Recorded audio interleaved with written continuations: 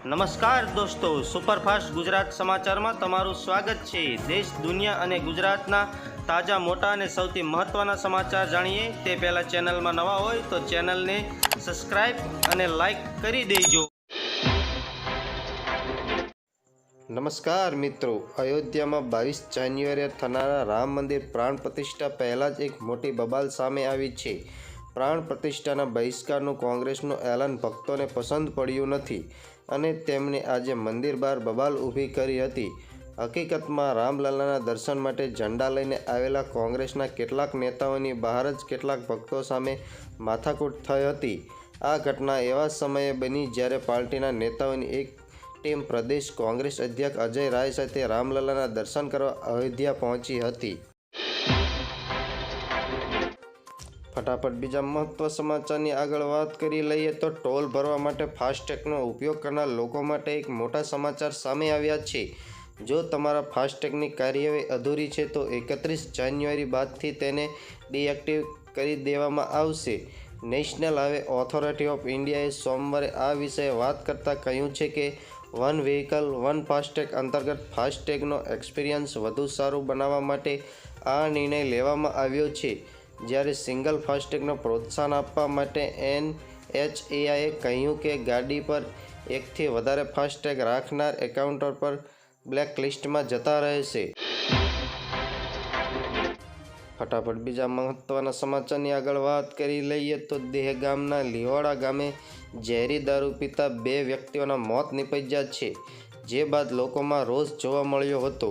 તો બીજી તરફ રાજકીય નેતાઓ દ્વારા પોતાની પ્રતિક્રિયાઓ આપી હતી, ત્યારે પોલીસ દ્વારા આ મામલે તાત્કાલિક પગલાં ભરી 7 બુટલેગરોની ધરપકડ કરી છે, જેમાં સાપા ગામમાં કુંવરજી ડાભી, રાજેશ ઠાકોર, લીહોડા ગામના પ્રતાપસિંહ ઠાકોર, દિલીપ ઠાકોર, દીનાજી ઠાકોર, ધીરજ ઠાકોર, કનુજી ઠાકોરની ધરપકડ કરી તેઓની પાસેથી દારૂ જપ્ત કરી તેમના સેમ્પલ લઈ FSLમાં મોકલવાની તજવીજ હાથ ધરી છે।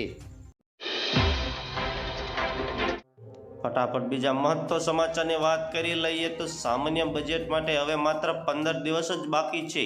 આ પહેલાં બજેટમાં મળનારી રાહત અને ભેટને લઈને અટકળો શરૂ થઈ ગઈ છે।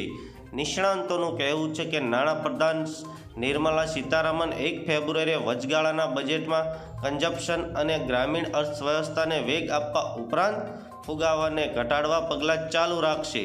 નિષ્ણાંતો જણાવે છે કે વપરાશ વધારવાનો એક રસ્તો એ છે કે લોકોના હાથમાં વધુ પૈસા મૂકવામાં આવે અને આ કરવાથી એક સંભવિત રીતે કે ટેક્સ સ્લેબ ફેરફાર કરીને અથવા સ્ટાન્ડર્ડ ડિડક્શન વધારીને લોકો પર ટેક્સનો બોજો ઓછો કરવો। અન્ય પ્રસ્તાવ ગ્રામીણ રોજગાર ગેરંટી યોજના મનરેગા હેઠળ ભંડોળ વધારવા અને ખેડૂતોને વધુ ચૂકવણી સાથે સંબંધ રાખે છે।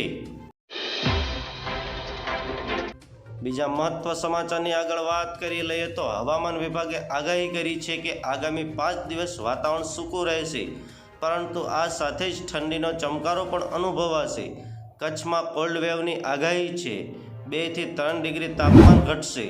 રાજ્યમાં ઠંડી આંશિક ઘટાડો થયો છે, પરંતુ આગામી 24-48 કલાક બાદ તાપમાનમાં પારો ગડગડતાની શક્યતા છે। 2 દિવસ બાદ ઠંડીનો ચમકારો હાલ વધશે। હાલ રાજ્યમાં ઉત્તર પશ્ચિમની ઉત્તર પૂર્વ દિશામાં પવનની ગતિ છે।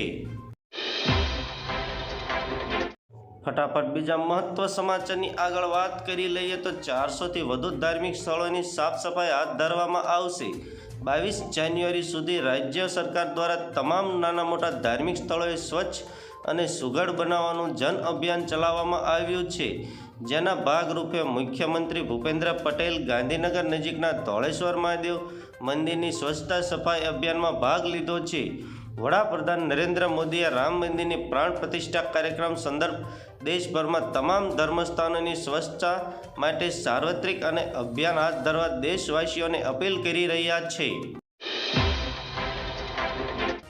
બીજા એવા મહત્વ સમાચારની આગળ વાત કરીએ તો કેન્દ્રીય ગૃહમંત્રી અમિત શાહે આજે અમદાવાદમાં ઉત્તરાયણની ઉજવણી કરી હતી। ત્યારબાદ સાંજે 5 વાગ્યે અમિત શાહ તેમના સંસદીય મત વિસ્તારમાં ગાંધીનગરમાં પહોંચ્યા હતા।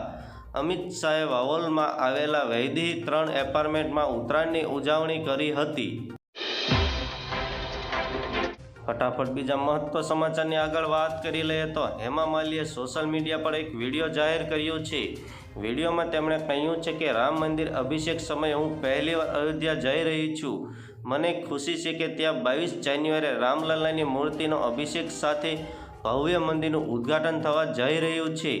મને અહીં 17મી જાન્યુઆરીએ સ્વામી રામભદ્રાચાર્યના અમૃત મહોત્સવ સમારોહમાં એક કાર્યક્રમ રજૂ કરવાનો પણ મોકો મળ્યો છે, જેમાં હું સાંજે 7 વાગ્યે રામાયણ પર આધારિત નૃત્ય નાટક કરીશ. ફટાફટ બીજા મહત્વ સમાચારની વાત કરીએ તો ઉત્તરાયણ પર સૌથી વધુ કેસ અમદાવાદમાં નોંધાયા છે. રાજ્યભરમાં ઇમરજન્સીમાં કુલ 2792 કેસ નોંધાયા છે, જેમાં દોરીથી ઈજા થવાના કુલ 66 બનાવો નોંધાયા છે. જેમાંથી અમદાવાદમાં સૌથી વધુ દોરીથી ઈજા થવાના 27 કેસ અમદાવાદ શહેરમાં જ નોંધાયા છે. આ ઉત્તરાયણમાં રોડ અકસ્માતથી એક્સિડન્ટ થવાના કુલ 513 કેસ નોંધાયા છે. ફટાફટ બીજા મહત્વ સમાચારની વાત કરી લઈએ તો ઉત્તર ગુજરાતના બનાસકાંઠા જિલ્લાના ધાનેરા તાલુકાના ફતેપુરા ગામમાં 33 વર્ષોથી પતંગ ચગાવવા પર પ્રતિબંધ છે. ફતેપુરા ગામમાં ઉત્તરાયણના લોકો પશુઓને ઘાસચારો નાખી દાન પુણ્ય કરીને ઉત્તરાયણની ઉજવણી કરવામાં આવે છે.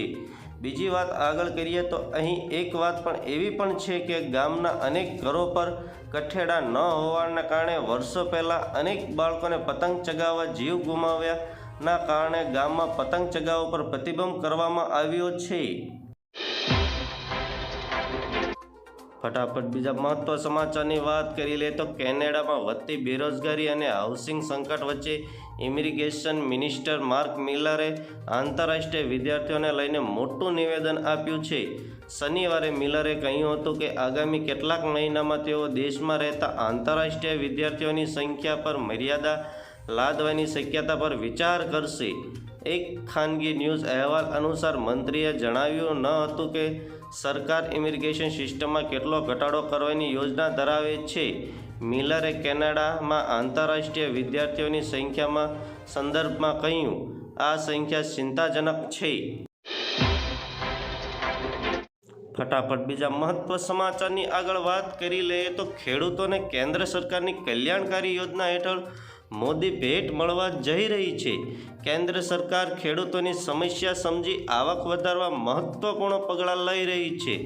તે અંતર્ગત પીએમ સન્માન નિધિ હેઠળ ખેડૂતોને હવે 12,000 રૂપિયા મળશે. પ્રાપ્ત માહિતી અનુસાર સત્તામાં રહેલી મોદી સરકાર કુદરતી આપદા સામે ખેડૂતો રાહત આપવાનો પ્રયાસ કરી રહી છે. આગામી બજેટમાં નાણામંત્રી નિર્મલા સીતારમણ પીએમ સન્માન નિધિ રકમમાં વધારો કરી શકે છે. જ્યારે આગામી બજેટમાં ખેડૂતો માટે પીએમ સન્માન નિધિ રકમ 8,000 રૂપિયા વધારીને હવે 9,000 રૂપિયા કરવામાં આવી શકે છે. ફટાફટ બીજા મહત્વ સમાચારની વાત કરી લઈએ તો દેશમાં ઉત્તરાયણનો તહેવાર કાળ બન્યો છે. મકર સંક્રાંતિના દિવસે રાજસ્થાનમાં સિકર નેશનલ હાઈવે પર થયેલા એક મોટા અકસ્માતમાં 6થી વધુ લોકોના મોત થયા હતા. અહીં એક કાર ડિવાઈડર પર કૂદીને સામે આવી રહેલી બીજી કાર પર પડી હતી, જેમાં 6 લોકોના ઘટના સ્થળે જ મોત નીપજ્યા હતા. ઘાયલોમાંથી એક પાછળથી હોસ્પિટલમાં દમ તોડી દીધો હતો. આ અકસ્માતમાં 6 લોકો ગંભીર રીતે ઘાયલ થયા છે. અકસ્માતની જાણ થતાં પોલીસ પ્રશાસનના ખળભળાટ મચી ગયો હતો.